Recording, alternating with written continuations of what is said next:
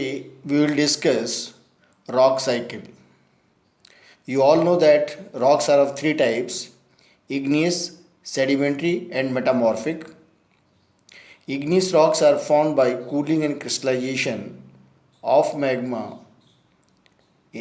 inside the earth surface or on the surface.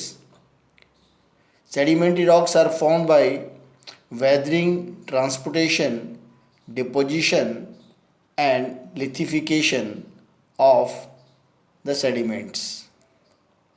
And the metamorphic rocks, they are formed by pronounced changes in temperature and pressure of a parent rock, and the minerals recrystallize. So these three types of rocks, they are interrelated. Means one can form from the other, and they are related in cyclic form, and hence the term rock cycle. Now the first or the primary rocks, you all know that igneous rocks are the primary rocks. They are formed by magma, right? Magma which is generated in Earth's interior in the depth range 60 to 250 kilometer. When this magma is lifted upwards or it comes on the surface, it recrystallizes, and depending upon its location, it forms either extrusive igneous rocks or intrusive igneous rocks. Intrusive means they are inside the surface, whereas extrusive they are on the surface. So the first, you can say, the primary rocks, they are formed from the magma, either as a extrusive or intrusive rocks. Now these intrusive and extrusive rocks, if they are weathered, transported, and deposited, they will form your sediments. Sediments means the weathered material, you can say that eroded material is deposited, and if it is lithified and compacted, that we call as lithification diagenesis, it forms the sedimentary rock. So to go back, sedimentary rocks can form from your either extrusive or intrusive rocks. Also these sediments can be formed from the metamorphic rocks. If metamorphic rocks are also weathered, transported, and deposited, they will form the sedimentary or sediments, and ultimately the sedimentary rocks. If these sedimentary rocks, they are subjected to high pressure temperature, naturally the minerals in them, they will recrystallize. For example, your limestone, it will form marble, and they will form the metamorphic rocks. So from sedimentary rocks we can form the metamorphic. Likewise your sandstone form the quartzite. So from sedimentary rocks, or the sedimentary rocks can change into metamorphic rocks. And further, if these metamorphic rocks, they are subjected to very high pressure temperature, they will form migma, means they will melt. And once they will melt, they will form the magma or migma. Again from this magma or migma, your igneous, extrusive, and intrusive rocks are formed. So what you notice, that these three types of rocks, that is your igneous, sedimentary, and metamorphic, they are interrelated. From your magma, igneous rocks are formed. From igneous and metamorphic, your sedimentary rocks are formed. And from your sedimentary, again the metamorphic rocks are formed. So this relationship of your rocks, that is in the cyclic form, this is what is rock cycle. In very simple, means the three types of rocks, that is igneous, sedimentary, and metamorphic, they can form from one another. From igneous rocks we can get sedimentary rocks as well as metamorphic rocks. From these igneous rocks we can get sedimentary, or also the metamorphic rocks. Right?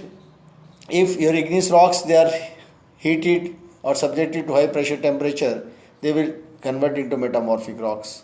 If they are weathered, transported, deposited, they will form sedimentary rocks. If these sedimentary rocks again subjected to high pressure temperature, they will form metamorphic rocks. So if metamorphic rocks, they are subjected to very high pressure temperature, they will form your that magma or migma.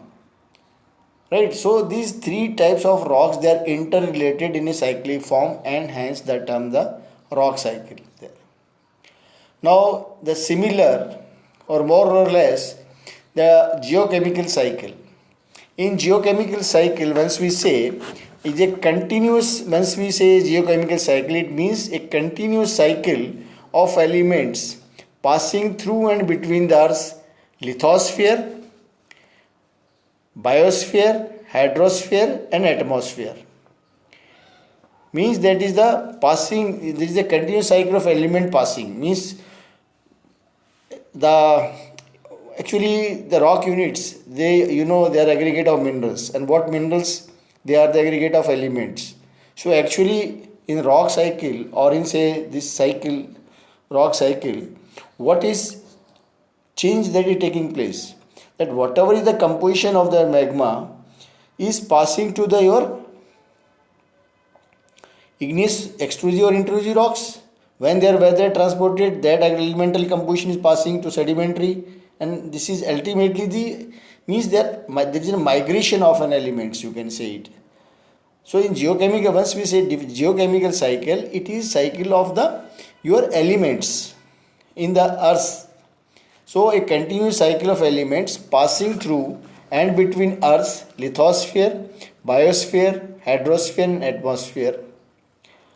For example, sodium is released from rocks, that is lithosphere, by weathering and transported in solution or suspension to the sea. Means in water it means hydrosphere. Sediments formed in the ocean take up sodium and may be compacted to join geological cycle, become sedimentary or metamorphic rocks.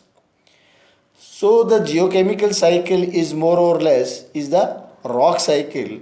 The only the involvement of your hydrosphere means water, that is they have served as the media through which the elements are migrated. Similarly biosphere, if these elements they are consumed by the plants, they pass to this there.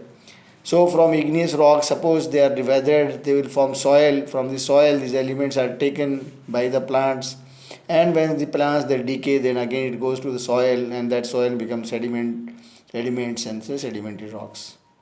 So you can say that geochemical cycle is more or less as rock cycle.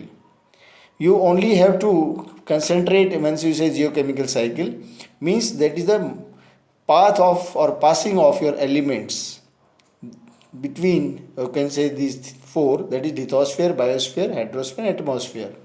And once we say rock cycle, in the rock cycle we don't talk of these that hydrosphere or biosphere or like that, but we say that the elements or these rocks they convert from igneous to sedimentary or metamorphic, and ultimately from metamorphic to your magma, migma, and there is a relationship, interrelationship of these three types of rocks in the cyclic form.